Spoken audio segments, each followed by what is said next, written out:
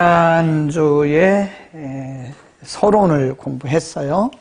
서론 가운데 특별히 누가복음의 특징, 배경도 잠깐 보죠. 역사적인 배경을 보면은요, 우리가 성경을 볼 때는 항상 역사적인 배경, 그리고 수신자가 누군가, 발신자가 누군가를 잘 보셔야 돼요.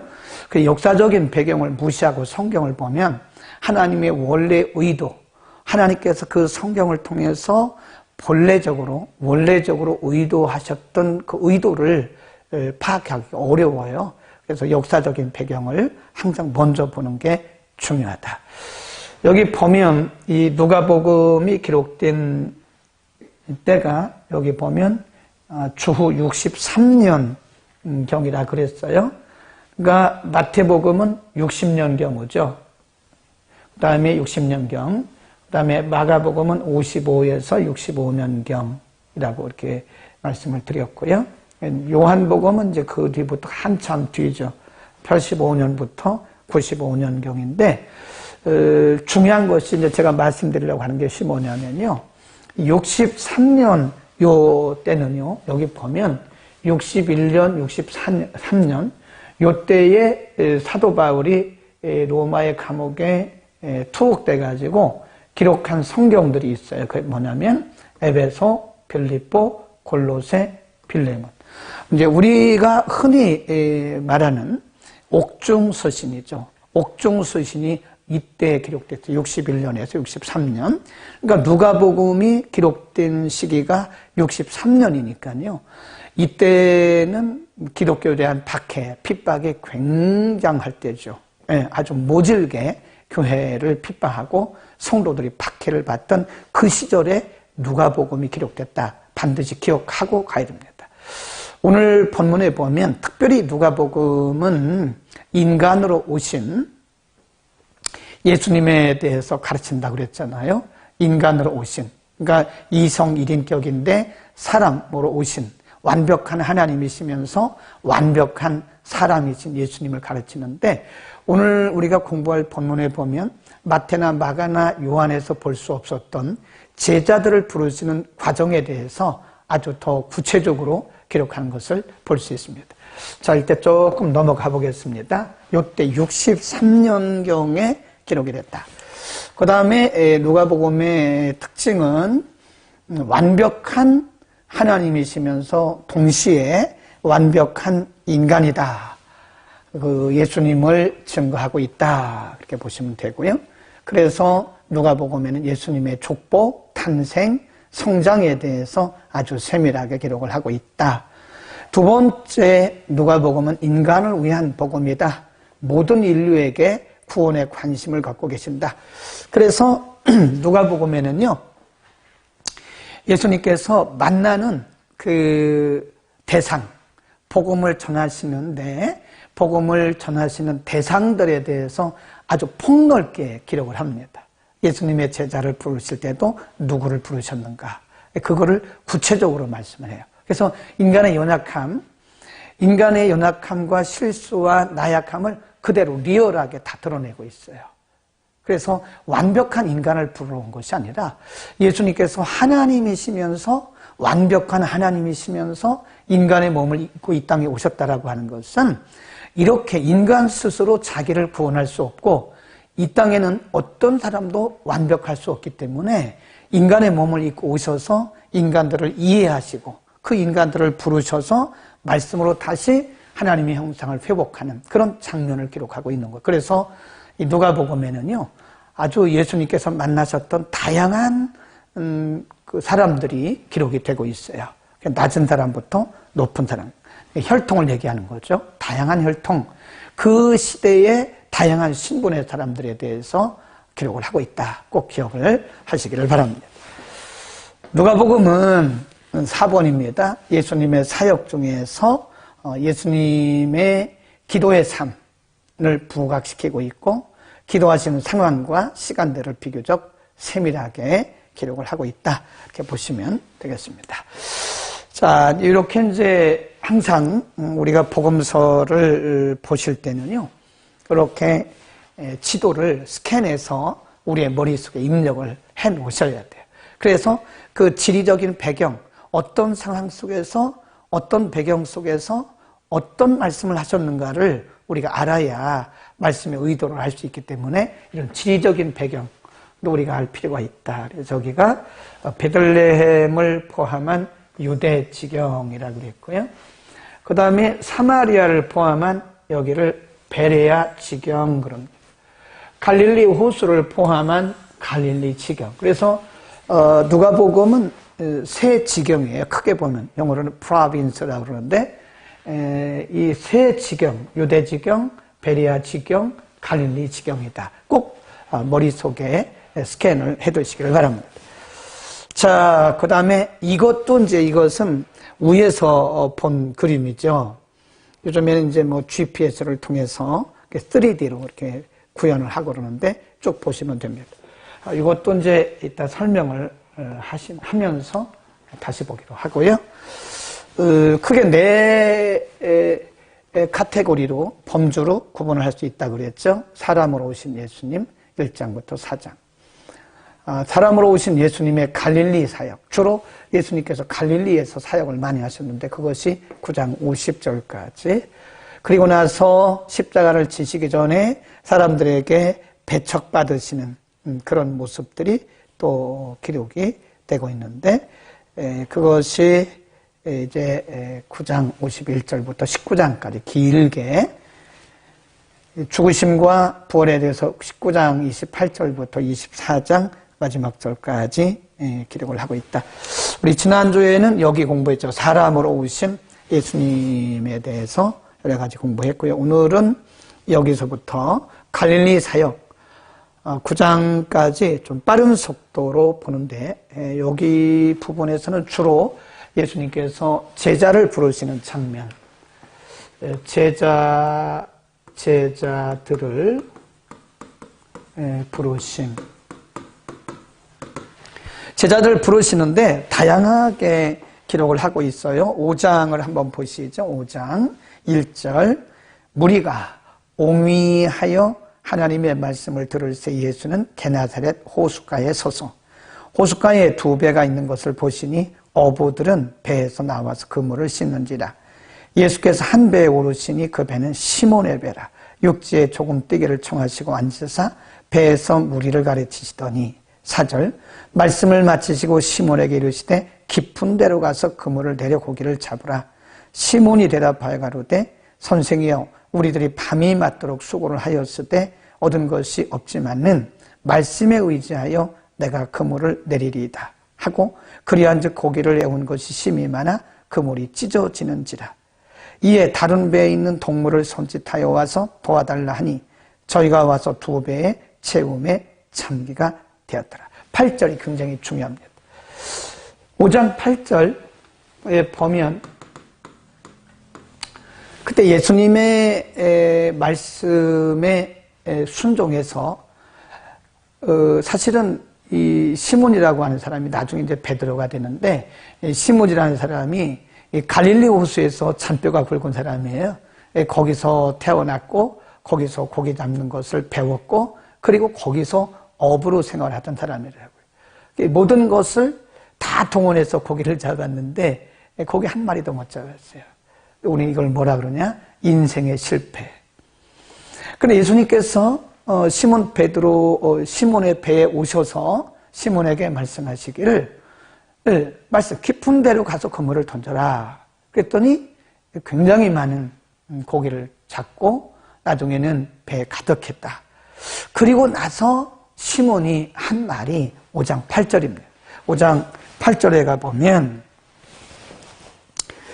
예수님의 말씀대로 깊은 데로 가서 그물을 내려 고기를 잡았더니 두 배 가득 채웠다. 그리고 나서 이 시몬이 베드로가 고백하기를 이렇게 말해요. 8절 시몬 베드로가 이를 보고 예수의 무릎 앞에 엎드려 가로되 주여 나를 떠나소서 나는 죄인으로서이다 그래요. 시몬 베드로를 부르시는 과정이거든요.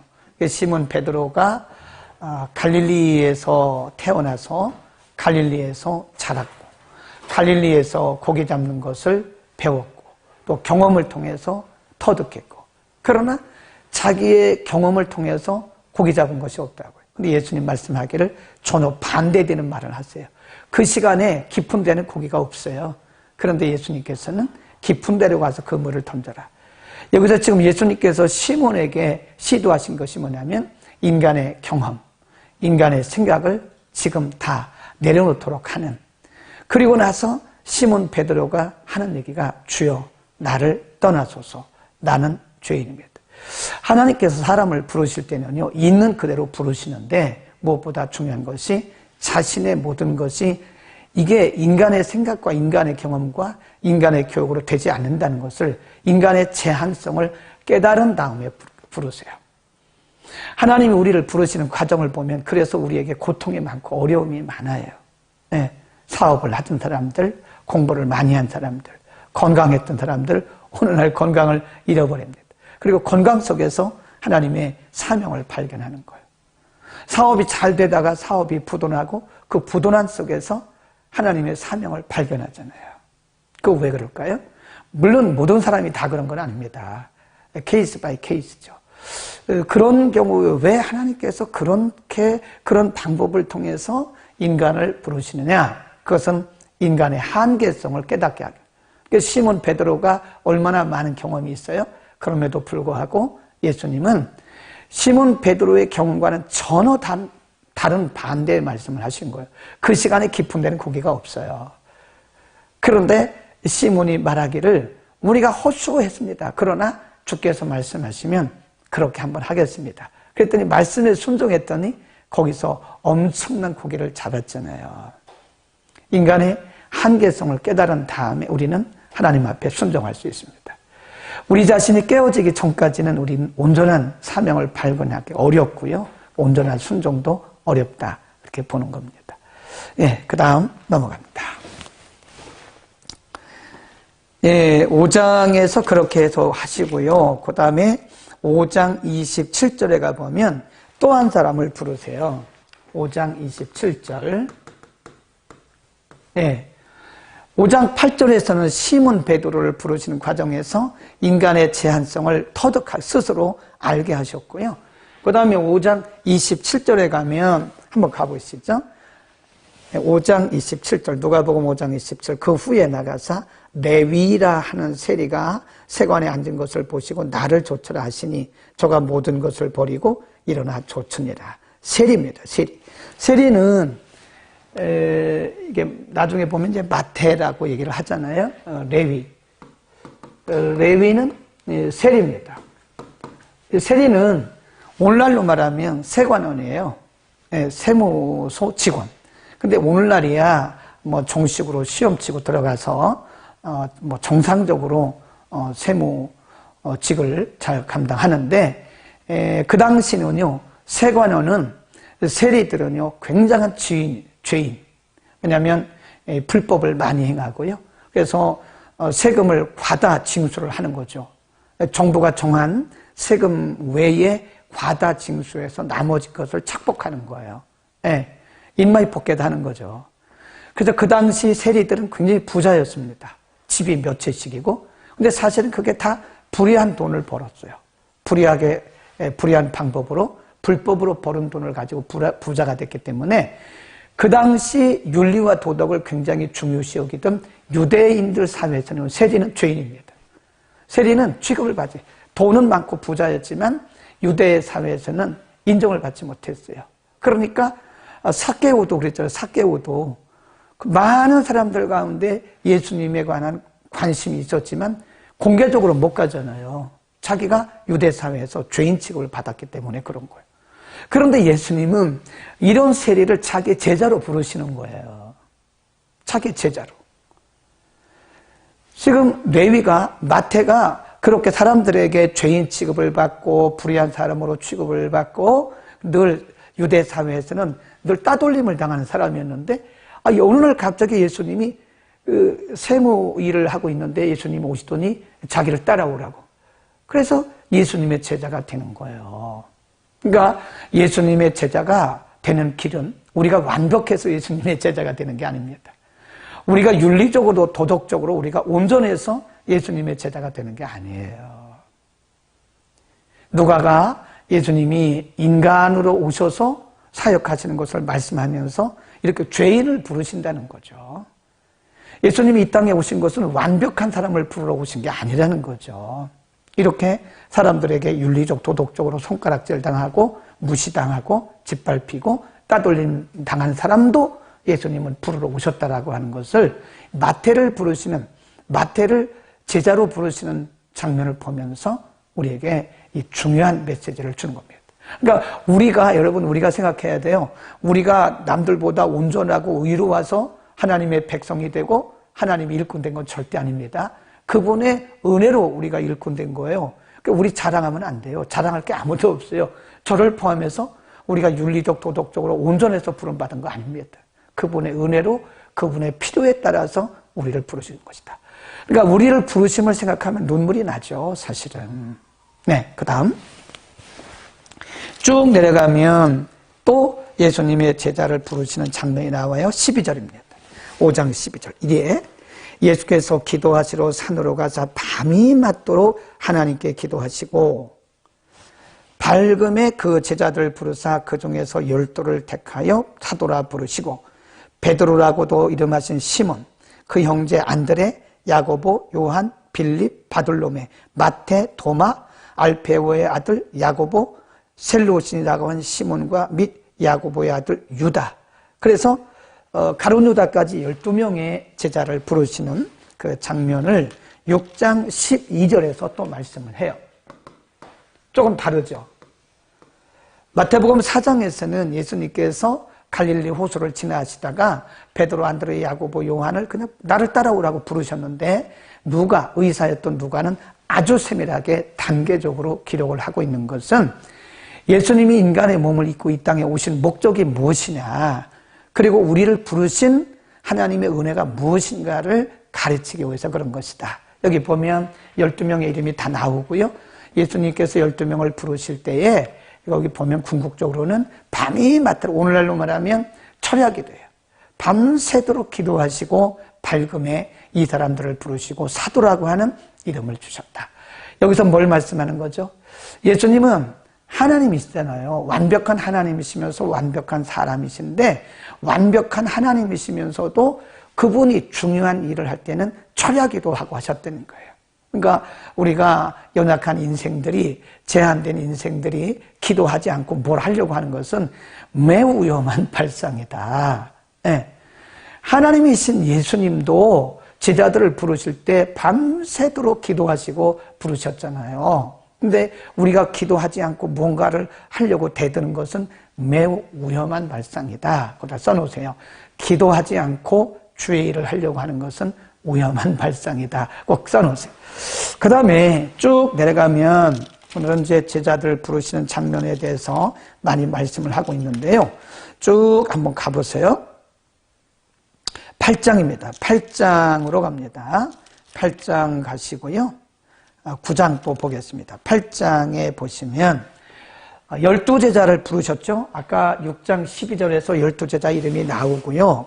8장에 가보면 이후에 예수께서 각 성과 촌에 두루 다니시며 하나님의 나라를 반포하시며 그 복음을 전파하실 때 12제자가 함께 하였고 또한 악귀를 쫓아내심과 병 고침을 받은 어떤 여자들 곧 7 귀신이 나간 막달라 마리아니라 하는 마리아와 또 헤롯의 청지기 구사의 아내 요한나와 또 수산나와 다른 여러 여자가 함께하여 자기들의 소유로 저희를 섬기더라. 거기 보면 12제자가 함께 하셨다 그랬고요. 자, 9장으로 갑니다. 12제자에 대한 말씀이 계속 나와요. 8장 1절에서 한번 하셨고 또 9장 1절에서 12제자에 대한 말씀을 또 하세요. 자, 9장 1절로 갑니다. 9장 1절에 보면 예수께서 12제자를 불러 모으사 모든 귀신을 제어하며 병을 고치는 능력과 권세를 주시고 하나님의 나라를 전파하며 앓는 자를 고치게 내어보내셨다 그랬는데 거기 보면 마태복음과 좀 달라요.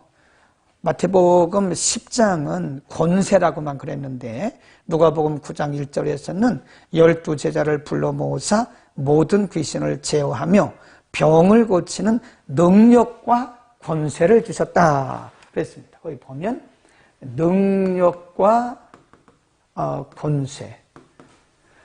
마태복음 10장에서는 모든 질병과 귀신을 제압하는 권세를 주셨다 그랬는데 여기는 능력까지 포함해요. 이게 맞다고 봅니다. 능력은 말 그대로 파워입니다. 파워. 네, 파워. 권세는 권위라고 번역하는 게 좋죠. 권위. 이거를 authority라고 그래요. 네, authority. 파워, 힘. 그리고 권세. 권위라고 하는 것은 위임된 권세예요. 제자들이 사실 아까도 말씀드렸지만 다양한 부류의 사람들이거든요. 혈통도 다양하고 그리고 그들의 신분도 다양하고 사회적인 직업도 다양해요. 근데 대개 보면 상류층에 계신 분이 별로 없어요. 대부분 다 중하층의 사람들입니다. 이 사람들이 공부 많이 한 게 없어요. 오늘날로 말하면 스펙 좋은 분이 별로 없습니다. 무슨 힘으로 하나님의 일을 하겠습니까? 무슨 힘으로 복음을 전할 수 있어요? 그러니까 이들에게 뭘 주셨어요? 권위를 부여하신 다음에는 예수 그리스도의 이름으로 할 수 있도록 능력을 주신 거예요. 능력. 그러니까 오늘날 우리가 주의 일을 하는 것은요, 우리 힘으로 하는 게 절대 아닙니다. 우리 능력으로 하는 거 아니에요. 절대 인간을 자랑하면 안 돼요. 내 능력도 아니고 내 지식도 아니고 내 지혜도 아닙니다. 그분이 우리에게 주신, 그래서 우리가 영어로 given power를 해요. given power. 수동태예요. given authority. 우리에게 주어진 권위지 내가 발굴한 권위가 아니에요. 내가 발굴해서 얻은 능력이 아니에요. 전적인 우리는 수동태입니다. given power, given authority. 그분이 우리에게 주어진, 그분에 의해서 주어진 능력과 권세로서 우리가 일을 하는 거지. 그래서 우리가 주의 제자로서 주의 일을 할 때 자랑하면 안 돼요. 자기를 자랑하면 안 됩니다. 내가 했다. 뭘 내가 합니까? 내가 한 게 뭐가 있어요? 우리 지혜가 뭐가 있어요? 우리 능력입니까? 우리 능력 아닙니다. 그분이 우리에게 위임하신 거예요.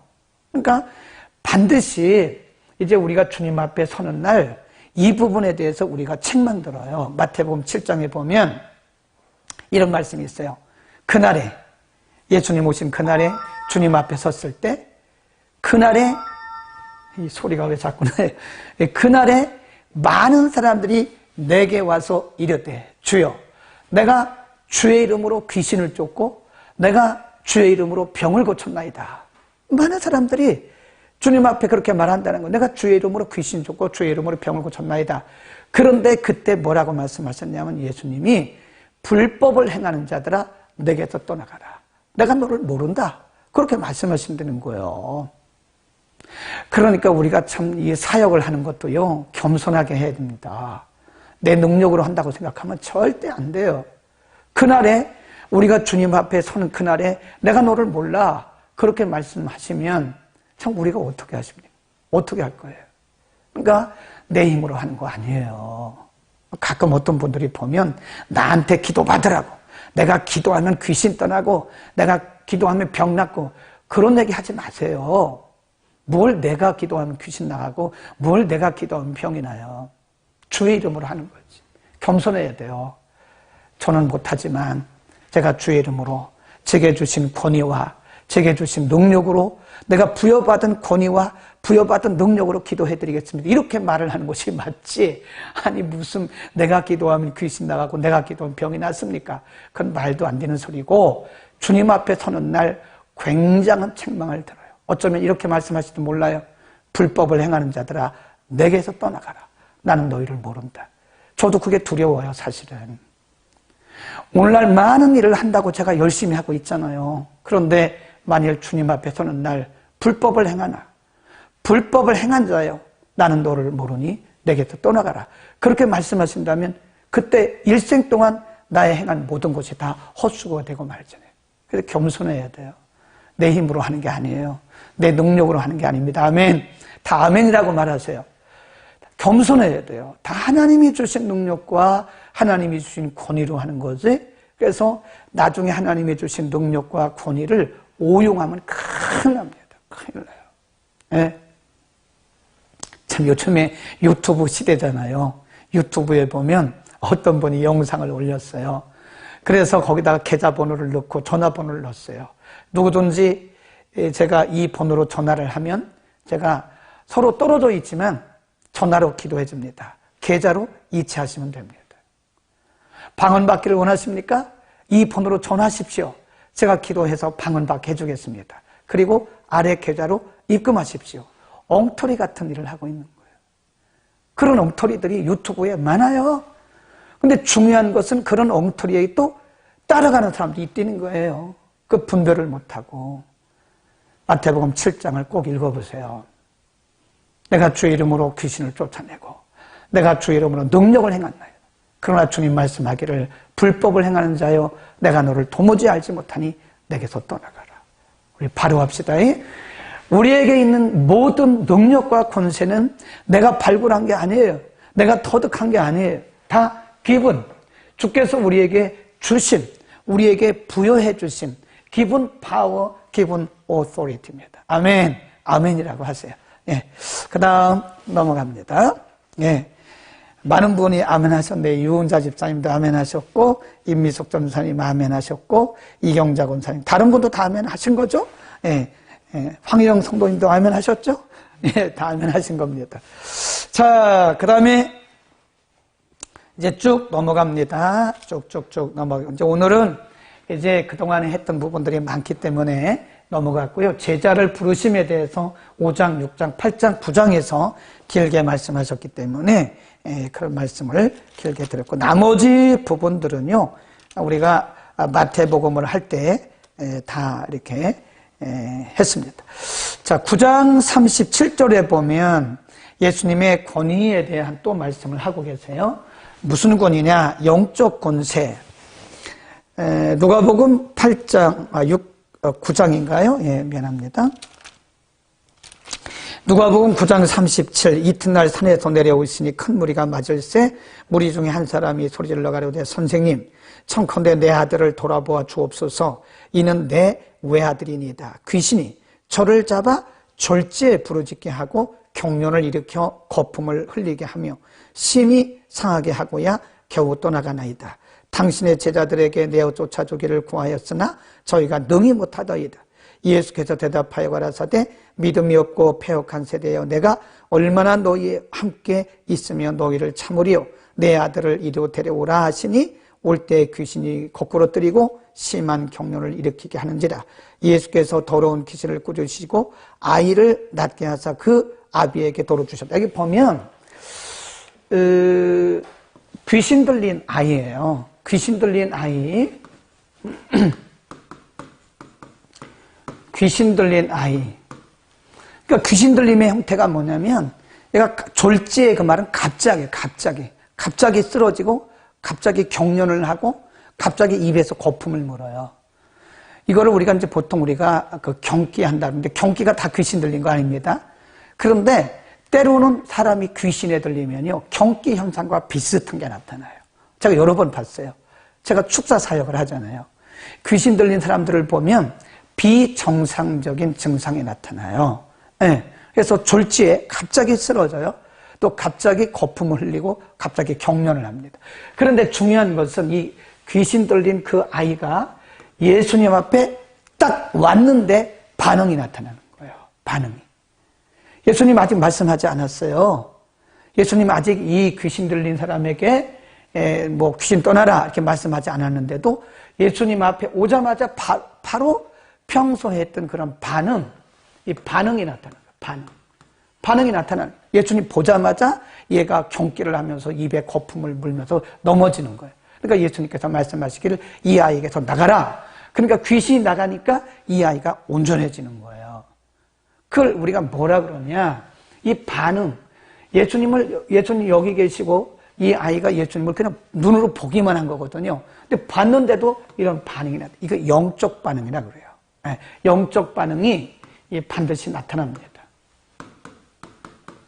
내가 있더라고요. 예, 그래서 우리가 영적 사역을 할 때는 반드시 영적 도해를 그려야 됩니다. 예, 스피추얼 맵인데, 그래서 그 지역에 역사하는 특별한 영들이 있어요. 그걸 발견하고 그 지역을 묶는 영들, 결박을 푸는 그런 기도를 해야 된다. 길게 말씀을 드렸는데, 이 아이가 귀신 들려서 발작하는 아이예요. 그런데 예수님 앞에 딱 나타나자마자 예수님 명령하지도 않았어요. 그 영적 권위, 그걸 우리가 영권이라고 합니다. 영권에 딱 제압을 당한 거예요. 제가 이제 그거 많이 봤거든요. 제가 이제 부흥회를 가면 저는 뭐 부흥사가 아니잖아요. 학교 선생이고 목사이기 때문에 이렇게 합니다. 어디 부흥회를 가도 제가 펄펄 뛰고 그렇게 안 합니다. 그냥 이렇게 칠판 놓고 말씀을 가르치듯이 이렇게 부흥회를 해요. 그런데 중요한 것은 제가 그들에게 뭐 이렇게 말씀 전하면서 귀신 나가라! 그렇게 하지 않습니다. 좀 품위 있게 하죠, 제가. 품이 있습니까? 품이 있게 해요. 말씀만 가르쳐. 근데 말씀이 능력이 있기 때문에 그냥 말씀의 권세 앞에 그냥 팍팍 나가 떨어지는 거예요. 참 많이 봤어요. 네. 이렇게 말씀 듣다가 막 그냥 이 자기의 정체를 드러내고 나가는 경우도 봤고요. 어떤 경우는 이렇게 말씀을 살살 전했는데도 말씀 듣다가 그냥 깊이 잠을 자는 분도 많이 봤어요. 이걸 영권이라고 그래요. 예수님의 앞에 오자마자 그냥 그 반응을, 영적 반응을 보입니다. 꼭 여러분 잘 보셔야 돼요. 여러분이 어느 지역이든지 뭐 교회에서나 어디서나 말씀을 듣는데 거부 반응이 나타나잖아요. 그건 분명히 여러분의 생각이 아닙니다. 말씀을 거부하는 거부의 영이 그 속에 들어있는 거예요. 네, 그걸 제가 봐요. 네, 말씀을 거부하는 사람들이 있다니까요. 교회는 없는데 다른 데 가서 집회하다 보면 말씀을 거부하는 사람들이 있어요. 그게 거부의 영이 있어서 그런 거예요. 말씀의 능력의 빛이 비추잖아요. 그러면 어둠이 떠나가야 되는데 거기에 충돌하는 경우가 있다니까요. 그걸 거부의 영이다. 그럼 좀 길게 영적인 부분을 말씀을 드렸습니다. 자, 밑으로 쭉 내려갑니다. 이제 그런 부분들은 다 했어요. 10장으로 갑니다. 10장 1절, 17절에 여기 보면 70문도에 대한 말씀이 다른 성경에는 없습니다. 다른 성경은 없고요. 누가복음 10장 1절과 17절에만 있어요. 1절과 17절에 70명의 제자. 이걸 우리가 다르게 말하면 이거를 70문도라 그럽니다. 예수님께서 직접 부르신 아까 우리가 5장, 6장, 8장, 9장에서 말씀하신 예수님의 몇 제자예요? 12제자. 예수님의 12제자 플러스 그리고 누가만 기록한 누가복음 10장 1절에서 7절에서 말씀하고 있는 70문도가 있어요. 그래서 이게 플러스 하면은요. 예수님께서 직접 부르신 제자는 82명입니다. 우리 12명만 알고 있잖아요. 그렇죠? 12사도. 네. 베드로와 안드레, 야고보, 요한, 빌립 이렇게 나가잖아요. 그렇듯이 12명으로 알고 있는데 사실은 누가는 70문도에 대해서 기록을 합니다. 이분들은 우리가 사도라고는 말 안 하잖아요. 여기는 뭐라고 말해요? 사도. 여기는 뭐라 그래요? 문도. 잘 알겠어요? 그러니까 합치면 82명인데 예수님께서 직접 부른 제자가 82명인데 12명에 대해서는 사도라고 얘기를 하고 이 70명에 대해서는 뭐라 그래요? 문도라 그런다. 70문도 12사도. 아셨죠? 이런 거 우리가 상식적으로 알아둬야 됩니다. 자, 10장 1절로 갑니다. 10장 1절. 누가 보면 오늘 못 끝나겠네요. 그냥 빨리 끝냅시다. 10장 1절 이후에 주께서 달리 70인을 세우사 친히 가시려는 각동 각처로 둘씩 앞서 보내셨다. 2절 이르시되 추수할 것은 많되 일꾼이 적으니 그러므로 추수하는 주인에게 청하여 추수할 일꾼을 보내어 주소서 하라. 17절 70인이 기뻐 돌아와 가로되 주여 주의 이름으로 귀신들도 우리에게 항복하더이다. 예수께서 이르시되 사단이 하늘에서 번개같이 떨어지는 것을 내가 보았노라. 19절 줄구세요. 굉장히 중요합니다. 20절까지 내가 너희에게 뱀과 전갈을 밟으며 원수의 모든 능력을 제어하는 뭘 주셨다 그랬어요? 권세를 주었으니 너희를 해할 자가 결단코 없으리라. 그러나 귀신들이 너희에게 항복하는 것으로 기뻐하지 말고 너희 이름이 하늘에 기록된 것으로 기뻐하라. 굉장히 중요한 거예요. 그러니까 70문도가 돌아와가지고 신기하죠. 예? 신기해. 예수님의 이름을 명령하니까 예수님의 이름을 대고 예수님의 이름으로 명령하고 귀신이 떠나가요. 너무 신기한 거예요. 어떻게 이럴 수가 있을까? 우리는 보통 사람인데 예수의 이름을 댔더니 귀신이 떠나가고 병자가 낫고 이러니까 예수님 말씀하시기를 그거 기뻐하지 마라. 그건 당연한 거래. 당연한 거다. 기적이 아니라는 거예요. 이 사람들은 그거를 뭘로 봤어요? 기적으로 봤대. 기적이죠. 물론 인간이 볼 때는 기적이나 예수님 말씀하시기를 그건 기적이 아니야. 그거는 당연한 거예요. 당연한 거. 왜 그러죠? 예수 이름에 권세가 있기 때문에. 우리도 그걸 자꾸 기적이라고 말하잖아요. 근데 기적이 아니라 당연한 거예요. 예수 이름에 권세가 있기 때문에 귀신이 제압을 당하고 병든 자가 예수 이름으로 치유받는 것은 그 당연한 거지. 그 기적이 아닙니다. 우리가 볼 때 기적이지만 당연한 거예요. 근데 2절 말씀이 굉장히 중요해요. 2절입니까? 20절. 20절. 그러나 20절에 보면 그거를 아주 기뻐하고 흥분했는데 예수님 말씀하시기를 그거 흥분하지 마라 이거예요. 그게 중요한 게 아니라 그건 당연한 거고 거기 흥분하지 말고 너희의 이름이 하나님 나라의 생명책에 기록된 것들 더 기뻐하라. 아멘. 우리가 정말 바로 알아야 돼요. 사역의 결과 가지고 흥분하지 마라 이거예요. 네, 그건 당연한 거다. 그건 너희 힘으로 한 것도 아니고 내가 준 능력으로 너희가 한 거기 때문에 그건 당연한 거야. 근데 그걸 당연한 걸 가지고 막 흥분하고 그러지 말고 그게 중요한 것이 아니라 너희의 이름이 하나님 나라의 생명책에 기록됐다. 사도 바울도요. 내가 많은 사람들에게 복음을 전하고 나는 버림받을까 두렵다. 그런 얘기를 했거든요. 중요한 것은 나의 구원의 문제죠. 구원의 문제. 그러니까 나타나는 어떤 기적이나 나타나는 현상을 가지고 들떠가지고 흥분해가지고 본질을 잊어버리지 말라 이거예요. 예수님 말씀하시기를 그건 당연한 거라. 당연한 거. 우리가 볼 때는 기적이지만 그건 당연한 거기 때문에 너무 흥분하지 마라. 중요한 것은 우리의 이름이 하나님 나라의 생명책에 기록이 됐다. 아멘. 본질적인 것에 우리가 기뻐할 수 있기를 바랍니다. 그 다음 조금 더 나아가고 빨리빨리 끝납시다. 댓글에 보니까 아멘을 굉장히 많이 하셨네요. 아멘, 아멘, 아멘, 아멘. 다 아멘 하셨어요. 너무 감사하고요. 좀 넘어갑시다. 이제 그동안에 했던 부분들은요, 우리가 마태복음에서 다 공부한 부분들이기 때문에 그냥 넘어가고요. 여기 또 귀신에 대한 얘기가 또 나와요. 여기 11장에 가보시면요. 어떤 사람에게 귀신이 들어갔어요. 그런데 거기 보세요. 24절, 11장 24절에 보면 11장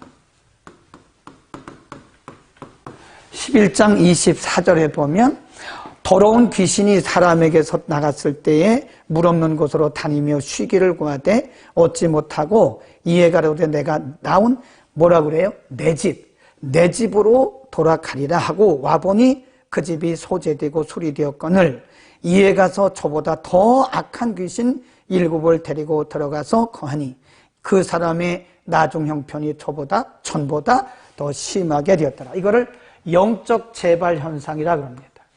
영적 재발 현상. 우리가 병원에서 수술 받잖아요. 근데 관리 못하면 재발합니다. 반드시 재발이 됩니다. 반드시 재발돼요. 그래서 어떤 사람이 어떤 문제가 있어서 기도해서 응답을 받았어요. 흥분하지 말라니까요. 기도해서 응답받아가지고 모든 일이 다 해결됐다고 좋아하지 말라고요. 방심하면 우리가 여기서 방심하잖아요. 그러면 반드시 마귀가 틈을 타요. 그래서 우리에게 있어서 가장 큰 암적인 존재가 우리가 늘 평생에 조심해야 할 것이 뭐냐? 방심입니다. 그리고 타성. 방심이 오래가면 타성해져요. 이걸 우리가 조심해야 됩니다. 이 방심과 타성. 그러면 마귀가 우리에게 다시 재공격해요. 그러면 재발하잖아요. 오늘 본문에 보니까 뭐라 그래요?